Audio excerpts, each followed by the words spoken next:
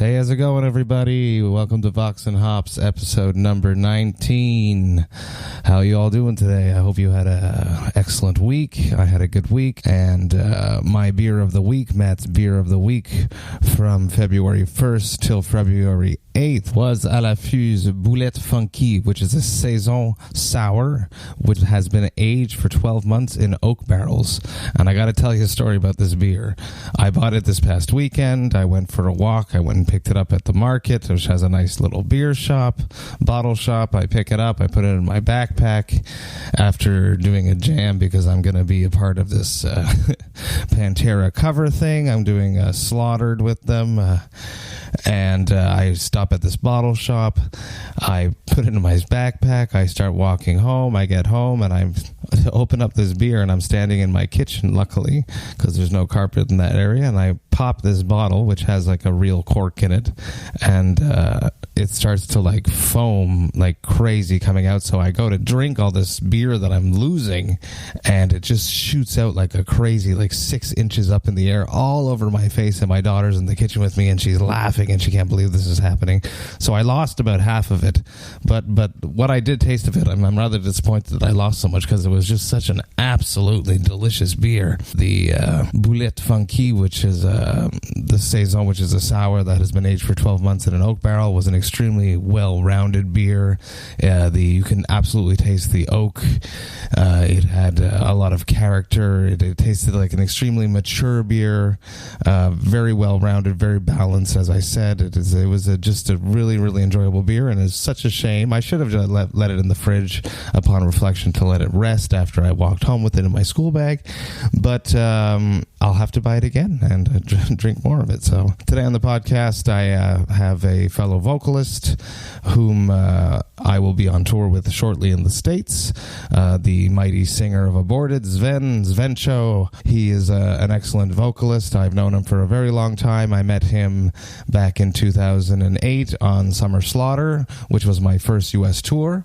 We toured Eastern Europe together thereafter with Cryptopsy and Aborted, and in November I had the pleasure of doing Hell Over Europe tour alongside him, which is where this episode was recorded, and I sort of like held him hostage before his sound check, so this episode is a little bit shorter than my other Vox&Hops episodes, but he had to go do his sound check, so I couldn't keep him for too long. So check that all out. Here it is, Vox&Hops episode number 19 with Sven from Aborted.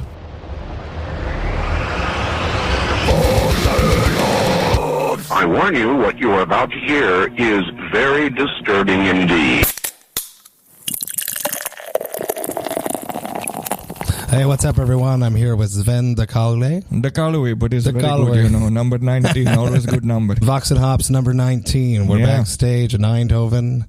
Last date of the Hell Over Europe Part 2.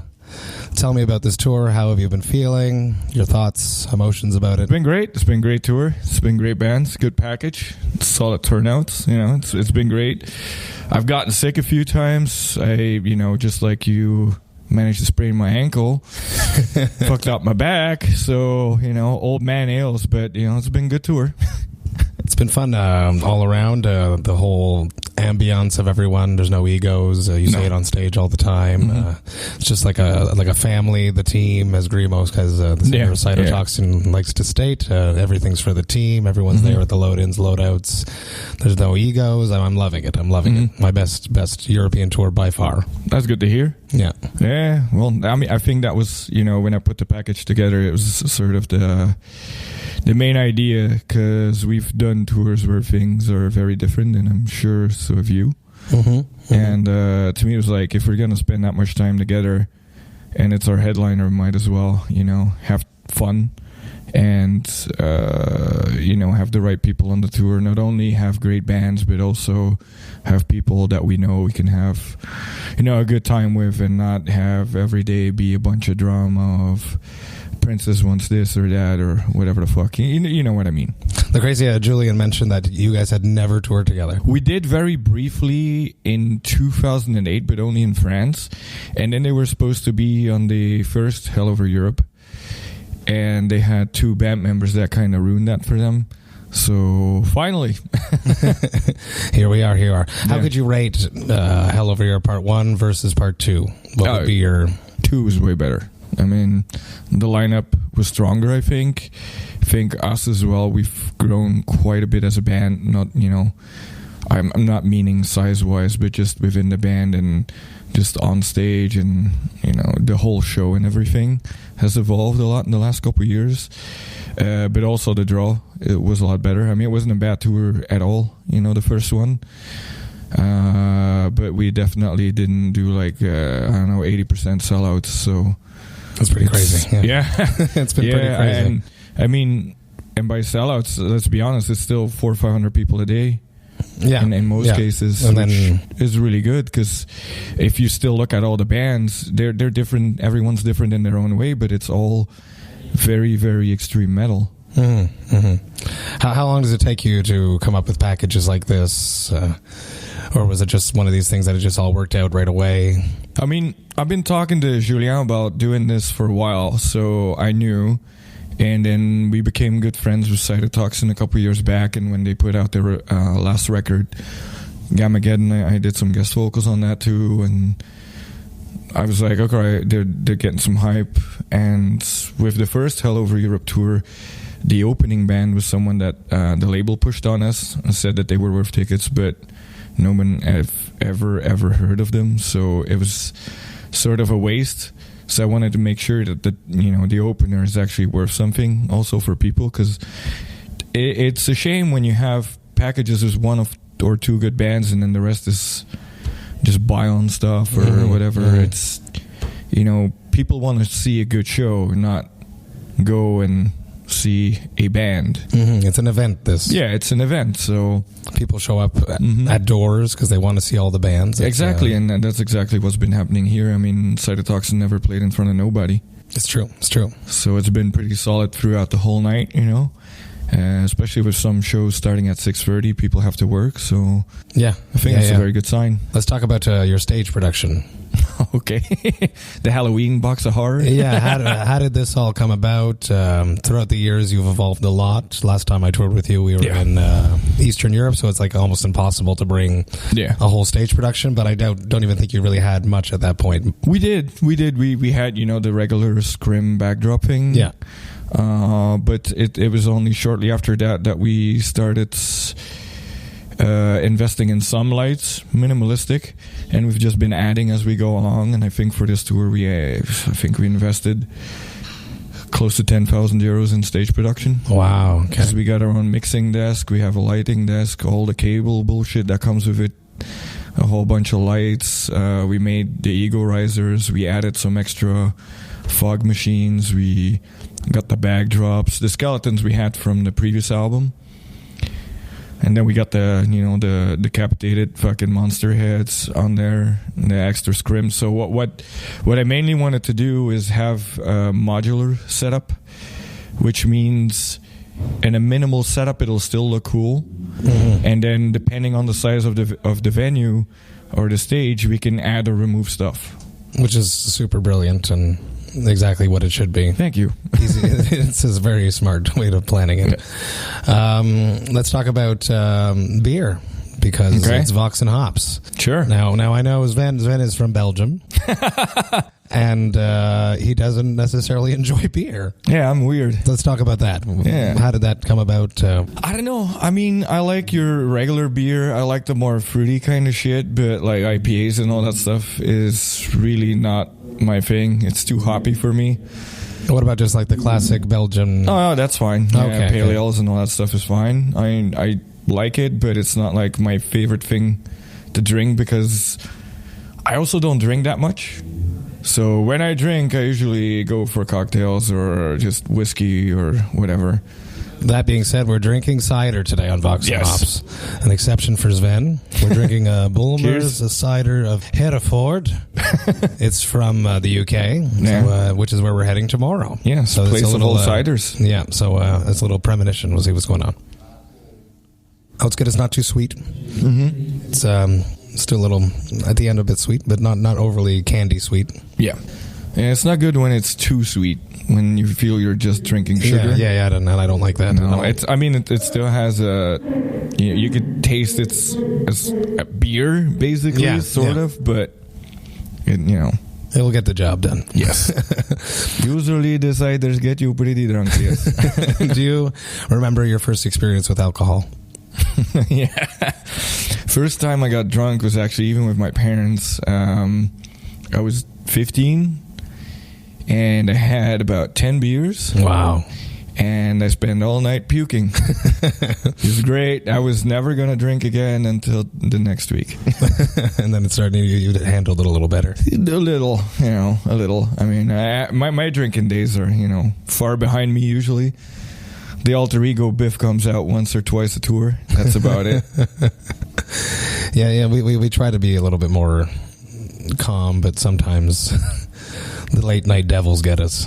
Yeah, I can't do it because we do the hour sets every night, and if I get fucked up every night, there's I'm still here for the show first. Absolutely.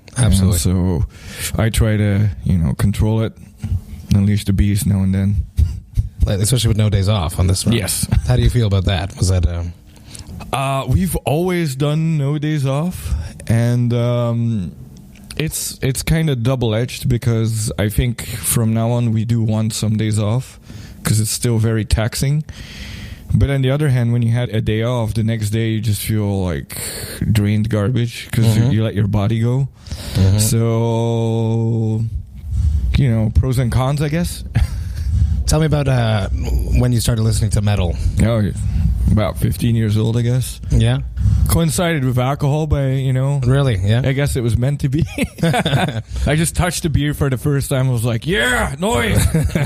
And what bands would be bands that really got you into it? Back in the day, I mean, I don't know if it's metal, but it started all with like Alice in Chains and shit like that, Body Counts, Pantera. Then immediately, for some reason, went to Napalm Death, Deicide, Carcass, that kind of shit, Entombed. Just immediately drawn into the more extreme. Yeah. Suffocation and even, Cryptopsy.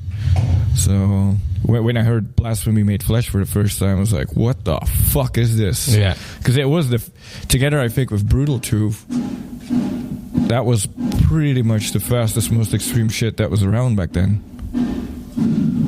Were you immediately drawn to extreme vocals? Did you always want to be a vocalist, or did you want to be... I think so. I mean, that's really what I started with, because I realized I have no talent, so I got to do something, right? I mean, like Jake Hansen once said, it's death metal, no talent required. But, I mean, all kidding aside, yes, I did play drums for about 10 years. I played drums in a band called Link Chase, so there was that. But when I moved to Israel, I didn't have my gear and didn't have my band anymore, so it kind of stopped. You were still on Aborted when you moved to Israel. But drumming is something you need to practice a lot more. No. And I was not I was no fucking Ken or Flo or whatever. I was just a dude playing in a grindcore band, so for me it was more, all right, cool. I'll get back to it sometime, but it just never happened. So how did you develop your screaming voice? I think like anyone, back in the day, just screaming along to records you like. And I always try to, get my own sound. I know there's a lot of people that try to sound like other people. That's why there's a lot of people that sound like other people. But even if, there's certain vocal types or vocalists that inspire me, I'll still try to make my own thing of it, because to me it's a big part of a band's identity. To me, is the vocals.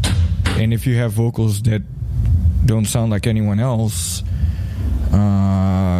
you're gonna have people that hate it, or you're gonna have people that love it. The worst thing is just to be in a sea of mediocrity and I feel not that. Have any identity. I really do find that your voice is very, you can like hear it on a CD and it's you, which Thanks. is very interesting. Yeah. Thank you. You got this like weird sort of pipe sound. Yeah. And it's been solid the whole tour. So what do you do to stay in shape vocally on tour? Nothing. That's a lie, but really it's hydrating and sleeping. Mm-hmm. To me, that's the most important. If I don't sleep enough, if I don't drink enough, it's not going to be good. It depends. Like I really notice, like, for example, when we do those, you've done them too, the Australian, New Zealand tours, where you have to fly every day and you barely sleep. That's where you can tell after a week or whatever it starts going down. Or when you get sick, there's really not much you can do. That's right, yeah. You know, it's a problem as a singer when you get sick. Well, it's going to be this tonight. Yep. I guess that's what we live with. Because we're not going to not perform, right? Yeah. I mean, and most of the time, I guess, hopefully most people don't notice because you still give the best you can of you. And it's when you're insecure and start apologizing for it that people will notice. Absolutely. So don't do that and just do your job and you'll be fine, most likely. Be a pro, yeah. And warming up. I warm up way less than you because I feel very self-conscious about it. I don't like to do vocals in front of people. It's still, after all these years, really weird to me. So... kudos for you. On stage is fine. Yeah, but I don't know if you've noticed, I don't have any parts without music. Oh, yeah. Really? Mm-hmm. Oh. And part of that is because I feel very insecure about that. Really? Yeah. Right. All your vocals are all exhaled. Yeah. The highs and stuff. I'm really enjoying your new textures on the highs on the new album. Yeah. I feel like you've pulled out some, like, a different voice. Yeah. Talk to me about in the studio how you play with making up new voices. Funny enough, that came about when I was just in my car driving to work listening to Cattle Decapitation, and I was like, well, I wonder how the fuck he does it. So I just was like messing around with my vocals and, you know, in the car, and which is where I practice because I don't want to kill my neighbors. And obviously it doesn't sound like Travis, but I kind of developed this sort of thing where I call it the shitty voice. Okay. Because when you hear it by itself, it's absolutely ridiculous sounding. But if you throw some verb on it and... No, I don't think there's even much verb. No, it's just... It blends in for some reason. And is it like a different approach with your tongue or with your delivery? Yes, it's with the tongue, I'd say, and it's probably the easiest thing to do too. Really? Because I push a lot, I project a lot of energy, and with this thing, it takes almost zero effort, which is why there's some ridiculously long screams on the album now. Because I was like, all right. It was funny because I was just trying it out with my buddy Lander, who has a studio where we do all the pre-productions. And he's a big black metal fan and shit. And I'm like, all right, I'm going to try the shitty voice. And we just did it a couple times, and I can sort of add notes in there too. So it was a fun experiment. And actually, the last time I was there was this band that I did vocals for that completely sounded like a Pestilence ripoff. So I was like, all right, I'm going to fucking put Pestilence vocals on there. And actually, it really sounds like it. So I guess I got something for the next album to try around and mess around with. So most of the shit is either as a joke or a pure accident. There is a lot of humor based in, because I have being toured with you guys all have like a great sense of humor, and there's a lot of humor that you bring on stage. Like, I mean, between your speeches, you're not like a tough guy death metal act. As we're sitting here, he's sitting wearing a Christmas sweater with jingles on it. And a cat. And it says, have a meowy Xmas. Yeah. So talk to me about that, how you like to bring humor into metal. To me, death metal has always been a musical style where you can just be yourself. It's not been like when you know, we started in 95, whatever, out of necessity for me, because that time was when, you know, Immortal Emperor, you know, all those bands, like all the black metal things started getting really popular. You'd go to shows and, you know, it was a dead atmosphere. You know, good bands, good music, but it was just, to me, it was boring. Something was missing. There was no fun. There were a lot of stupid, racist assholes, apparently, and there was just a very negative vibe the whole time, which I guess when you're playing negative music, somewhat that can be there, but to me, it's not like that. I mean, death metal is very aggressive music, but it's also an outlet for the anger you have, and to me, that's a positive thing. I'm letting my frustrations go. I'm not keeping them in. And every band can be whoever the fuck they want. You know, fans dress whatever way they want. They want to dress like fucking 90s cargo pants. Nobody gives a shit. You know, do whatever you want. And to me, that was always the essence of the music. So I wanted that to always be very apparent in everything we do. We're a bunch of fucking nerds. We like horror movies. We play video games, so we have shirts based on video games and horror movies. We have a shitty sense of humor, so that's what it's gonna be. The band you see on stage, besides obviously and the aggression, is exactly the same kind of fucking silly nerds that you have at home. Mm-hmm. Absolutely, yeah. I find it's interesting that you mentioned that you're the nerds and the video games and the horror movies. You guys like really hit like this perfect. I don't know if it's just the timing of it all, like, you know, with Stranger Things coming out and the 80s retro hitting, and then you guys put out Retro Gore. It was just so like right on the pulse. I don't know how calculated that was, or was it just happenstance? Not at all, because we've been doing the 80s inspired artwork since we found the right artist for it, and that was back in 2010. So that was way before the wave of 80s came. So did we profit from that? Probably. You know, all of a sudden everybody wants to jump on the 80s wagon, but to me it's always been, I grew up in the 80s. Those were the movies, you know. It's nostalgia for me, and it's sort of a trip for me to be able to, with every album or every merch design, to come up with all this silly bullshit. I'm like a kid in a candy store and be like, all right, I'm going to do this stupid thing and see if it works.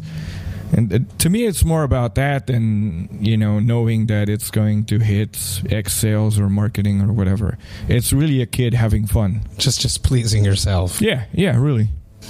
You design shirts and do design work when you're not on tour. Yep. You design stuff for Cryptopsy. Yeah. How much do you design for Aborted, or do you outsource? Because you mentioned you found a guy.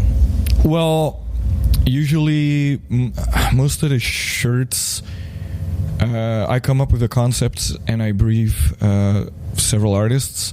On this tour, I did one shirt, the black and white one. It's sold out. I didn't get it. There's not anymore? No. I'll get you one. Yeah, but I did that one, and just all the concepts as well with all the artworks. And for example, the album art, we had a cooperation between Parlofson and the guy that does our t-shirts, and then I just toss everything together, do all the layouts, come up with all the composition and all that shit. Same with the stage setup.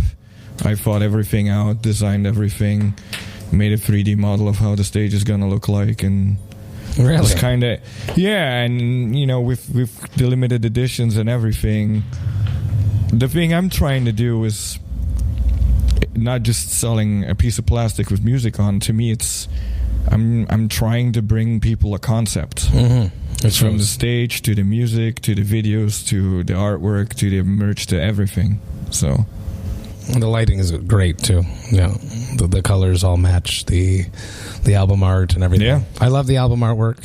I like the back end thing. It sort of reminds me of that thing that was going on a few years ago. The 3D dog vision weird thing that came out. the dream, exactly. Google Dream, whatever, yes, deep dreaming, whatever. That sort of reminds me of that a little bit. Yeah, actually, now you mention it, maybe.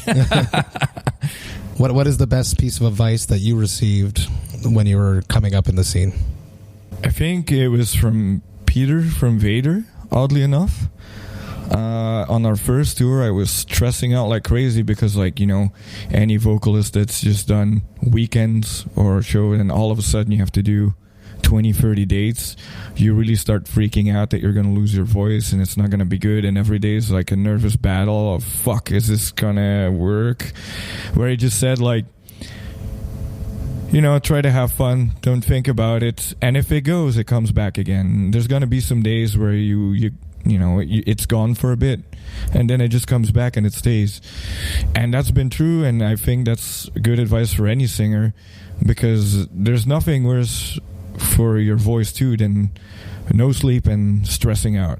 Yeah, the stress will get you more than anything. Yeah. The more you stress out about it, you know, it's gonna happen if you stress out about it. So, and then you spend the whole day like clearing your throat. And making it worse. Exactly. Yeah. So really, and I think the best advice I can give to any musician is don't forget why you're doing this and have fun. Mm-hmm. It doesn't matter what level you are.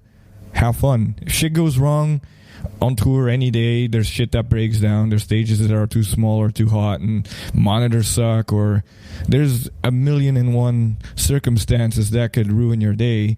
In the end, don't forget why the fuck you're there. It's because you like music and to have fun. The moment you stop having fun, you're not in the right place anymore. That's a very wise words. Yeah. What would be your absolute worst horror tour story?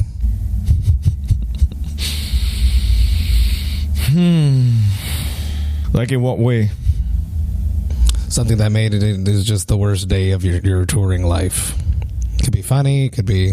Well, it was... I don't... You know, a lot of...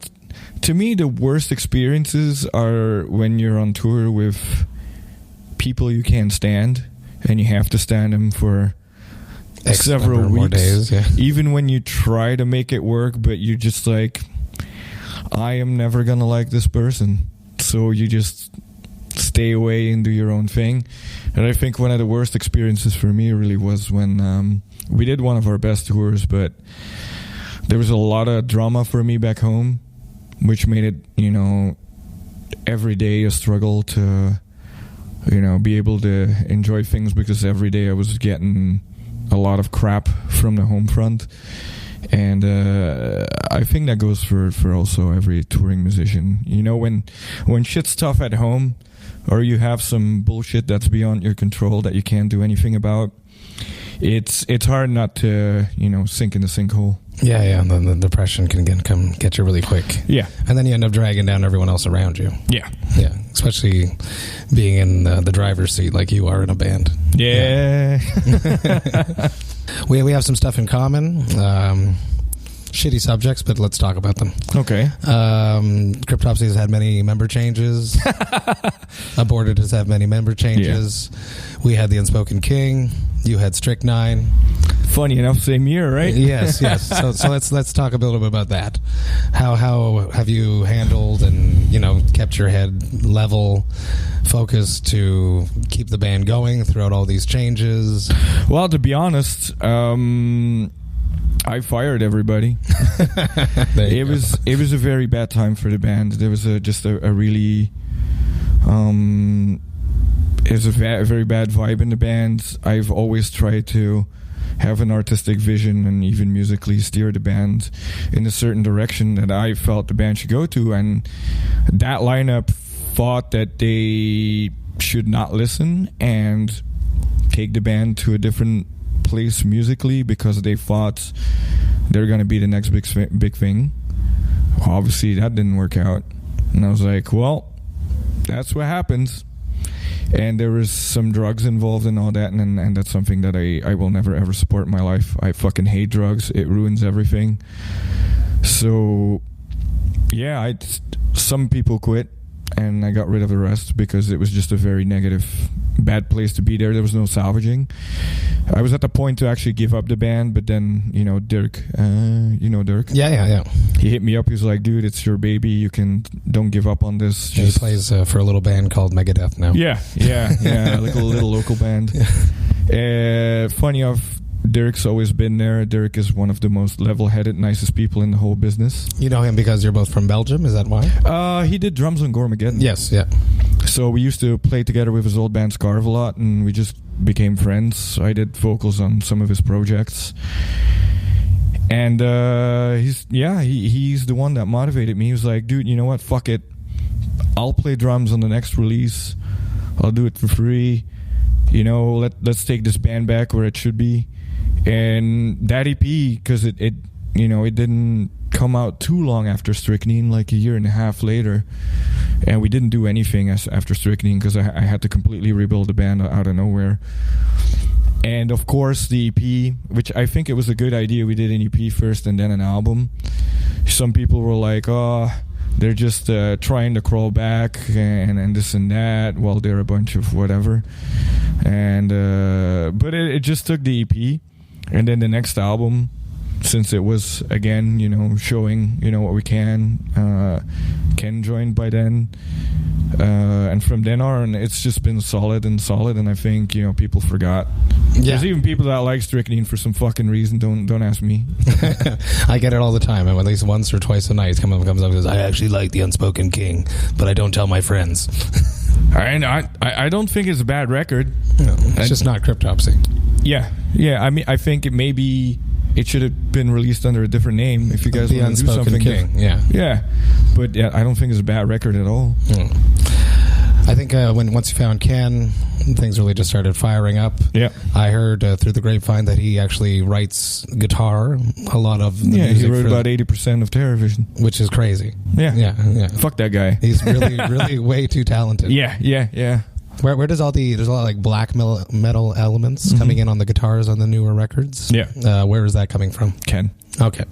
I think it was a sort of natural and sort of conscious thing where we wanted to see where we can take the sound, and it was either we can go more grindcore, more brutal, more technical, or we can try to add more vibes, more melody, but not in a happy way, because that just doesn't work. Strychnine. Yeah. So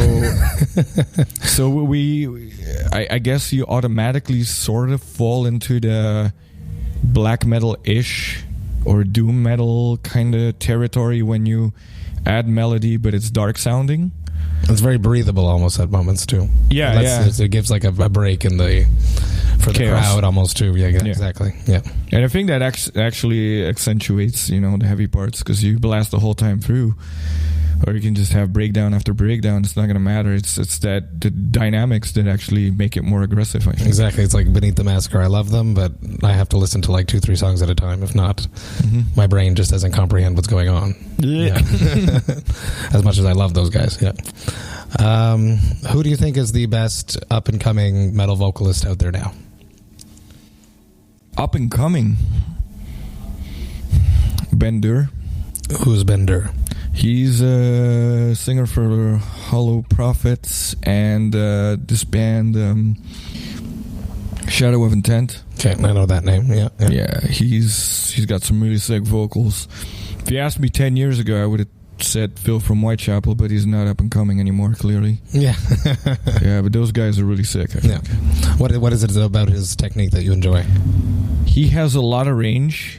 And he can do a lot of different voices. And it's still, there's some things that you can tell that he took from different people, but it's also still him. And he's a young kid, I think, with a lot of potential. What are your guilty pleasure music vices? I like a little bit of everything, honestly. I think there's just good music and bad music. I don't really believe in genres that much, except reggae. Reggae is the worst thing on the planet. I fucking hate that shit. Flo hates it too. That's I goddamn hate that shit. So that and R&B, any fucking the whole Destiny's Child, I'm an independent woman, but I still need a man to pay my bills bullshit. No, I can't deal with that just because it's terrible. And I have a big problem with a lot of nowadays is pop music purely because of the lyrics.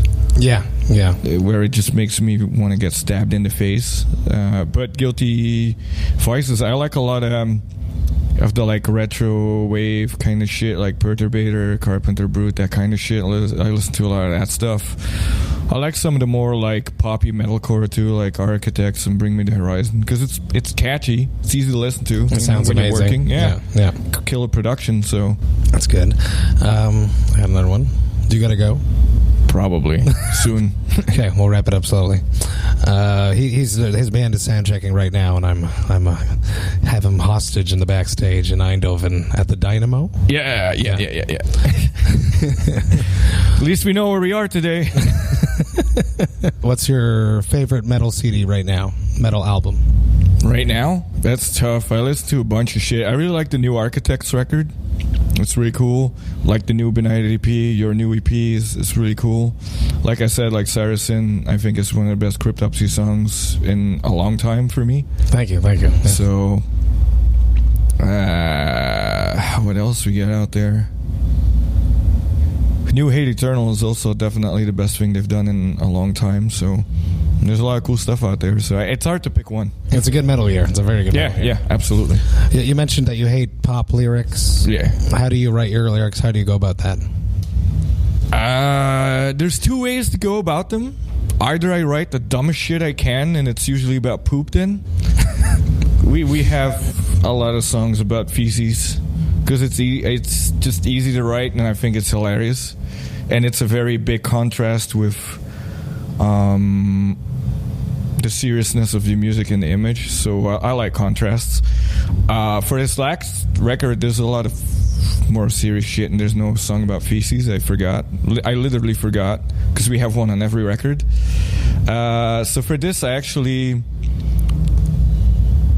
thought of everything that pisses me the fuck off in society and try to incorporate it in some way in this.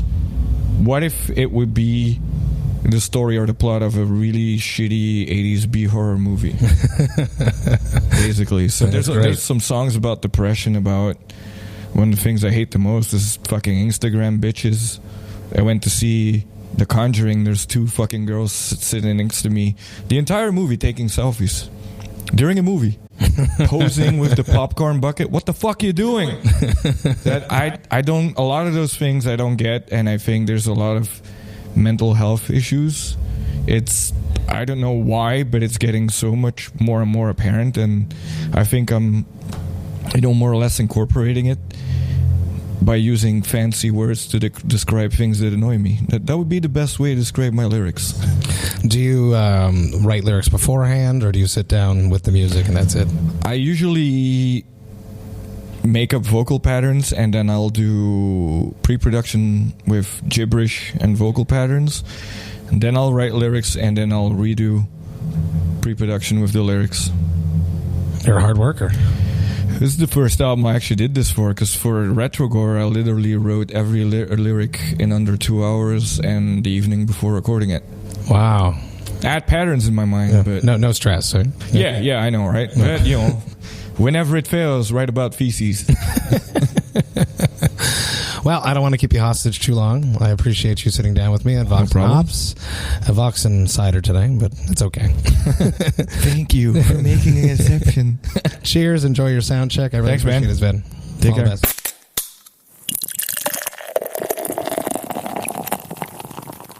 Hey, thank you all so much for listening right to the end. I love you all for doing that, checking it all out, taking it all in. Sven is such an interesting dude, very smart. I like his business sense when it comes to organizing a band as a business. I think that's very important in this day and age, and it's something that if you want to succeed, you have to make it a business, but he still has a lot of fun while doing it. He still has a lot of creative energy and youthfulness and making it funny. They're just like really fun dudes to be around. The Aborted dudes are very creative, very funny, and although he calls them that he's with a bunch of metal nerds, if they're metal nerds, then I guess I am too, and all you metal bullies can come beat us all up together, and we'll kick your ass as a group. Coming up on Vox&Hop number 20 next week is the last one from my Hell Over Europe 2 series. I sit down with Lynn, the drummer of Ingested. We had a nice little real ale, hand-pumped ale, next to the club, The Rebellion in Manchester. The place was called The Knots. We had it was an excellent pale ale. We had a good chat about why he relocated to Mallorca versus being in the UK. We discussed the extreme abnormality of the fact that Ingested still contains all of its original members in a death metal band. That is extremely rare nowadays. So check that all out next week on Vox&Hops episode number 20. As always, if you want to become a sponsor, if you want to shoot me an any requests, if you want to tell me who I should invite, who I should interview, hit me up an email at matt@voxandhops.com. I'm going to put in the description a link to all of the tickets if you want to buy tickets for Hell Over North America, the Blast Beat Party, which is the tour that is coming up for Cryptopsy in the U.S. with a limited amount of Eastern Canadian dates. The lineup is Aborted, Cryptopsy, Benighted, Hideous Divinity. So I'm going to put that in the description. You can check out all the ticket links, and if you should get tickets early because this sucker is going to sell out, and it's going to be a sick tour, just as it was in Europe, and now we're bringing it over to the States and a little bit of Canada. So have yourselves a great week. I'll see you next week on Vox and Hops episode number 20. Cheers.